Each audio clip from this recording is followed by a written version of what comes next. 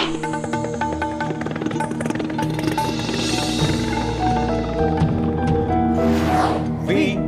the people of India, having solemnly resolved to constitute India into a sovereign, socialist, secular, democratic republic and to secure to all its citizens.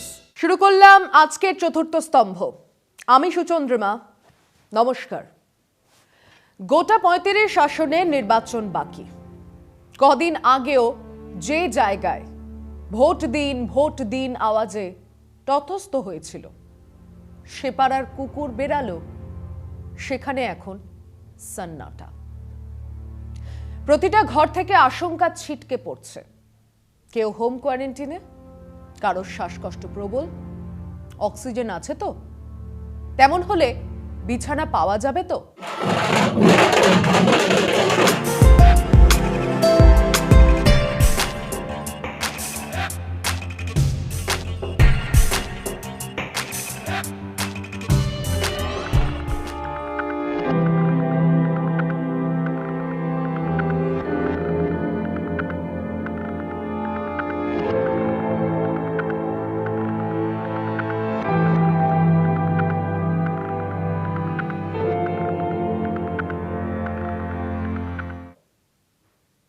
বাস্তব অবস্থা যাই হোক, আশঙ্কা ছড়াচ্ছে গুজব। আসছে দিল্লি থেকে খবর, ইউপি থেকে খবর, প্রধানমন্ত্রী মন কি বাতে কি বললেন, ঠাহর হলো না কারোর। 18 থেকে 45 দেশের সর্ববৃহৎ জনসংখ্যা ভ্যাকসিন পাবে কি পাবে না, দেশের প্রধানমন্ত্রী জানেন না, যিনি কদিন আগেই এ রাজ্যে এসে শিশুর মতো আনন্দে উচ্ছল ছিলেন। जितना दूर तक देख रहा हूं, मुझे तो केवल जनता ही जनता दिख रही है।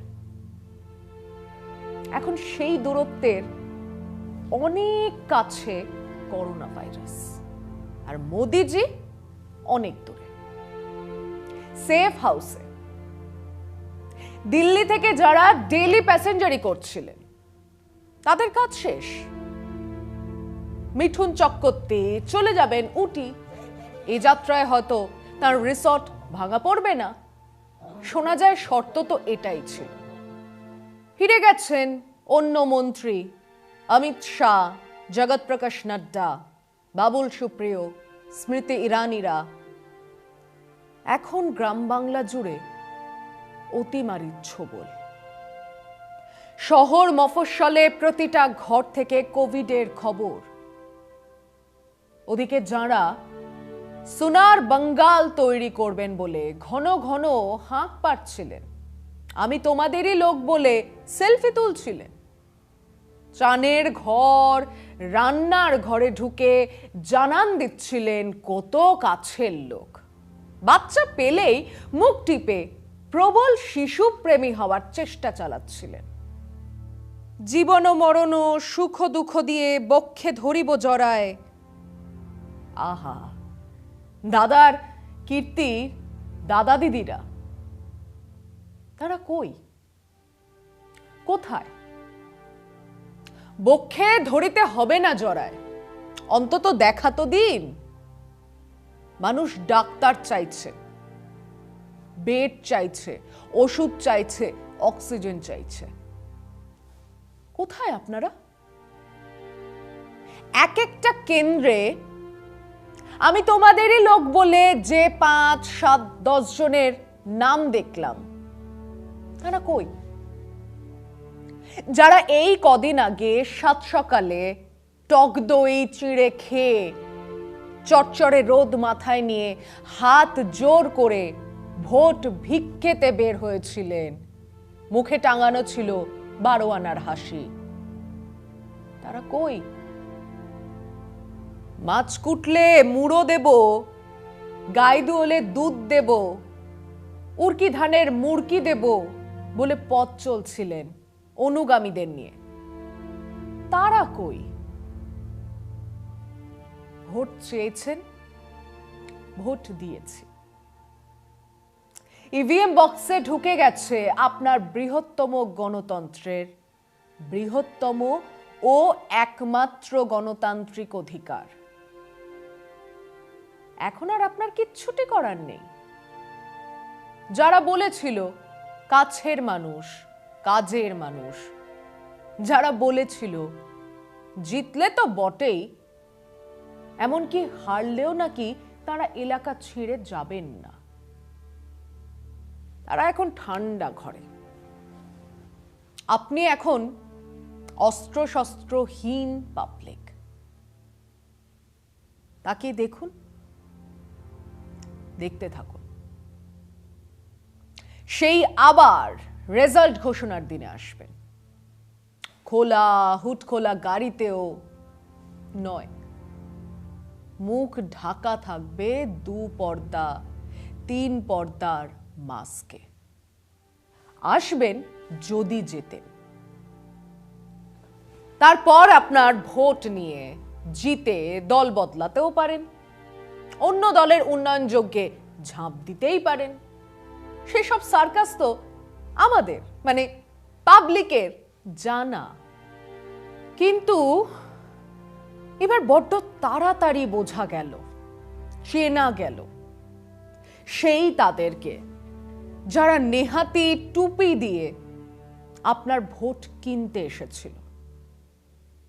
বদলে দিয়ে গেছে 365 দিন সঙ্গে থাকার মিথ্যে প্রতিশ্রুতি। ভোট ফুরনোর 48 কি 72 ঘন্টার মধ্যেই যারা চোখ উল্টেছে, যারা বিরক্ত, কেন সোশ্যাল মিডিয়াতে তাদের নম্বর দেওয়া হলো? আগে দেওয়া হয়েছে কারণ আপনি 365 দিন সঙ্গে থাকার ওয়াদা করেছিলেন। আজ মানুষ বিপন্ন, তাদের ডাক্তার চাই, ওষুধ চাই, অক্সিজেন চাই, বেড চাই। তারা আপনাকে কেন ফোন করবে না? আর ফোন করলেই যদি আপনার প্রাইভেসির 12টা বেজে যায়, তাহলে অমন প্রাইভেসি নিয়ে ঘরে থাকলেই তো পারতেন। মানুষের কাছে এলেন কেন? ভোট চাইলেন কেন? কাছের মানুষ, কাজের মানুষ বলে নাম ছড়ালেন কেন? সহজ সাধারণ মানুষ ফোন নাম্বার পেয়েছে, ফোন করে জানাবে না তাদের অসুবিধের কথা? বিশেষ করে টালিগঞ্জ ইন্ডাস্ট্রির অভিনেতা, অভিনেত্রী, পরিচালক ইত্যাদিরা তো রেগে কাঁই। বাহ, তারা নির্বাচনে নেমে নিজেদের জনপ্রিয়তা এনক্যাশ করবেন, লোকজন তাদের দেখতে ভিড় করবেন, ওনারা হাত নেড়ে ধন্য করে দেবেন। মোর নাম এই বলে খ্যাত হোক, আমি তোমাদেরই লোক, আর কিছু নয়, এই হোক শেষ পরিচয়। সময় একটা বিরতির, সঙ্গে থাকুন।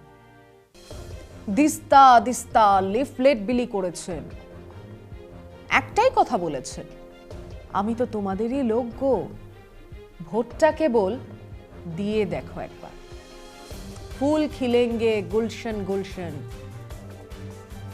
আর এখন ভোটের পর সন্নাটা, সেসব দেওয়াল লিখন এখনো জল জল করছে, কদিন পরে বর্ষার জলে ধুয়ে যাবে। এখন কোভিড, তো তখন বন্যা আসবে, আমাদের ঘর ভাঙবে, বন্যার জল সরে গেলে ডেঙ্গি, সোয়াইন ফ্লু আসবে। তখনও তেনার দেখা নাই রে, তেনার দেখা নাই।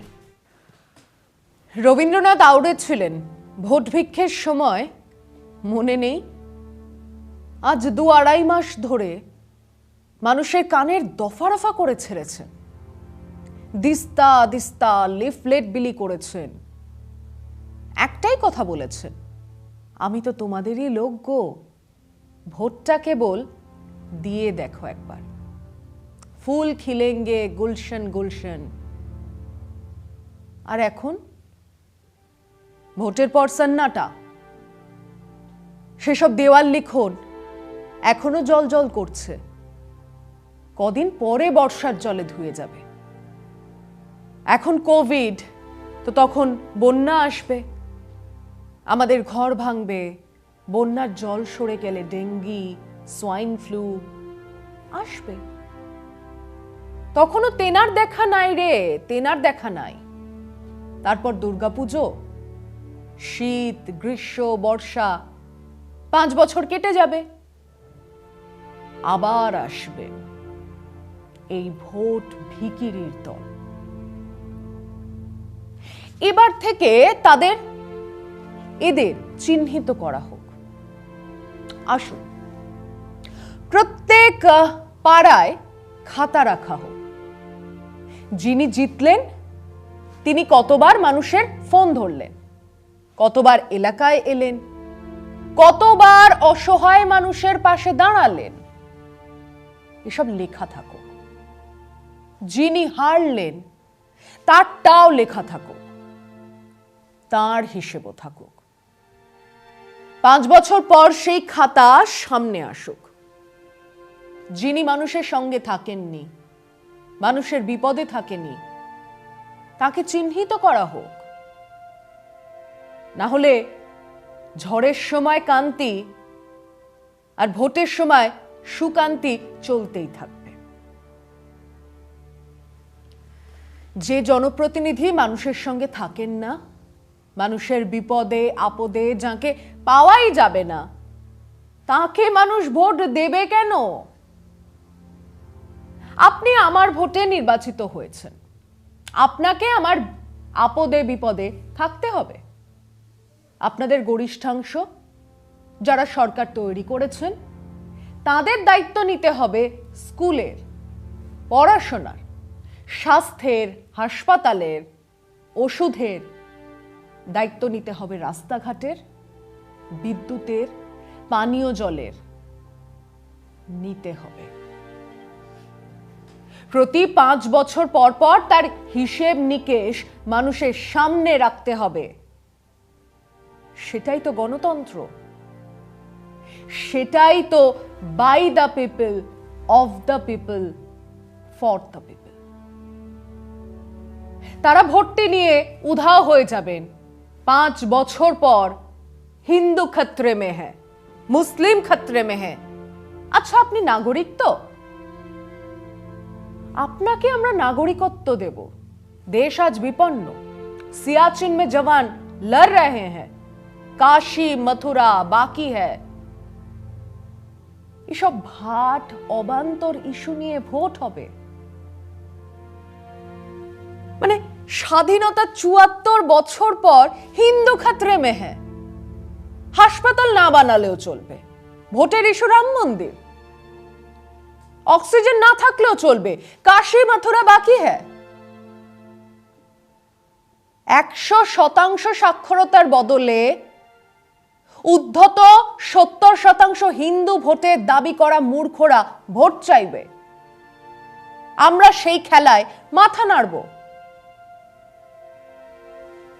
এই আলোচনায় ফিরছি একটা বিরতির পর। কি নিয়ে আলোচনা হচ্ছে? নির্বাচনে জিতে এলে মতুয়াদের নাগরিকত্ব দেওয়া হবে, এই প্রতিশ্রুতির ভিত্তিতে। মানে যারা ভোট দিল তারা ভোট দিতে পারেন, কিন্তু নাগরিক নয়। দেশের স্বরাষ্ট্রমন্ত্রী, প্রধানমন্ত্রী এই কথা বললেন, অবলীলায় বললেন। একটা গোটা নির্বাচন হয়ে গেল। কি নিয়ে? স্কুলে বাচ্চারা খেতে পায়নি? পেয়েছে, কিন্তু ডিম পায়নি। ডিম পেয়েছে একটা, দুটো হলে ভালো হতো। এটা নিয়ে আলোচনা হয়েছে। রাস্তা হয়েছে, কিন্তু ধারে আলো নেই কেন? এ ধারে রাস্তা হয়েছে, ও ধারে হয়নি কেন? স্বাস্থ্য কেন্দ্রে ডাক্তার নেই কেন? বেকার কেন? চাকরি নেই কেন? শিল্প হচ্ছে না কেন? জিনিসপত্রের দাম বাড়ছে কেন? এসব নিয়ে আলোচনা নেই। কি নিয়ে আলোচনা হচ্ছে? নির্বাচনে জিতে এলে মতুয়াদের নাগরিকত্ব দেওয়া হবে। এই প্রতিশ্রুতির ভিত্তিতে। মানে যারা ভোট দিল তারা ভোট দিতে পারেন, কিন্তু নাগরিক নয়। দেশের স্বরাষ্ট্রমন্ত্রী, প্রধানমন্ত্রী এই কথা বললেন, অবলীলায় বললেন। এ এক অদ্ভুত খেলা, আমাদের গণতান্ত্রিক অধিকার নিয়ে খেলা। প্রথমে এমন রুটলেস, শেকড়হীন ধান্দাবাজদের নির্বাচনের আসরে নামাও, যাদের এতটুকু মানবিকতা নেই, যারা আসলে ধান্দাবাজি করার জন্যই মাঠে নামলেন। ভোট শেষ, এখন তাদের ফোন করলে নাকি তাদের প্রাইভেসি ভঙ্গ হচ্ছে, তাদের ব্যক্তিগত জীবনে নাকি নাক গলানো হচ্ছে। কদিন আগে যারা আমার আপনার প্রতিটা ইন্দ্রিয়ের দখল নিয়ে প্রতিদিন সকাল থেকে সন্ধে আমাদের বাধ্য করেছেন এইগুলো শুনতে, যে জিতে এলে তারা কোন কোন কেল্লা জয় করে এনে আমাদের হাতে দেবেন, তারাই আজ কি বিরক্ত, কি উন্নাসিকতা, ফোন বন্ধ করে রেখেছে। অন্যদিকে আমাদের আসল ইস্যুগুলোকে গায়েব করে, জীবন বিচ্ছিন্ন কিছু বিষয়কে সামনে এনে, ধর্মকে ব্যবহার করে আমাদের বোকা বানাতে চায়। আমরা দুটোরই বিরোধিতা করছি। সাধারণ মানুষের দাবি, যারা মানুষের সেবা করবেন বলে রাস্তায় নেমেছেন, তারা রাস্তায় নামুন, মানুষের পাশে থাকুন, তাদের ফোন ধরুন, তারা কি চাইছে শুনুন। আর আমাদের উন্নয়ন, বিকাশ, জীবনের সঙ্গে জড়িত নয় এমন বিষয়কে, ধর্মকে নির্বাচনের ঘুঁটি করতে দেব না। ধর্ম ব্যক্তিগত আচরণের বিষয়, তাকে নির্বাচনের ইস্যু করতে দেব না। আজ এ পর্যন্তই। ভালো থাকবেন, সুস্থ থাকবেন। শুভরাত্রি।